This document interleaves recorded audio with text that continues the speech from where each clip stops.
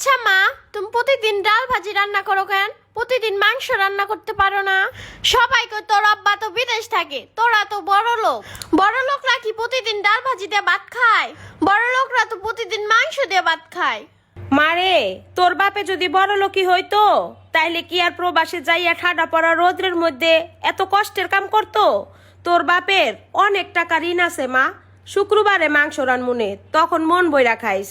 আচ্ছা মা, আমার আব্বু কি দিয়ে ভাত খায়?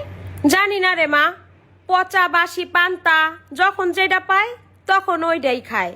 অনেক কষ্ট করে তোর আব্বু, বেতন অনেক কম পায়। বেশি বেশি খাইলে তো দেশে টাকা পাঠাইতে পারবো না। এর লেগা তোর আব্বু ভালো ভালো খাইতে পারে না রে মা। মা, তুমি আমারে মাফ করে দাও, আমি আর কোনোদিনও মাংস খাইতে চাবো না। আমার আব্বু প্রবাসে পচাবাসি খাবার খায়া বাচ্চা রইছে, আর আমি প্রতিদিন মাংস দিয়ে ভাত খাইতে চাই। আমি আমার আব্বুর কত খারাপ সন্তান না মা? না মা, তোমার একটু ভালো খাওয়ানোর লেগা আর তোমার একটু ভালো রাখানোর লেগাই তো তোমার আব্বু প্রবাসে যাই এত কষ্ট করতেছে। কিন্তু তোমার আব্বুর তো ব্যর্থতা, সে অল্প টাকা বেতন পায়, ঋণের লেগা তোমার এত ভালো ভালো খাওয়াইতে পারে না। তুমি তোমার আব্বুরে মাফ করে দিও মা। তোমার আব্বুর লেগা দোয়া করো, আল্লাহ জানি তোমার আব্বুরে বেশি বেশি টাকা দেয়, বেশি বেশি ইনকাম কইরা তাড়াতাড়ি ঋণ পরিশোধ কইরা তোমার লেগে অনেক টাকা পয়সা নিয়ে দেশে ফিরে আসতে পারে। তোমার কথা আল্লাহ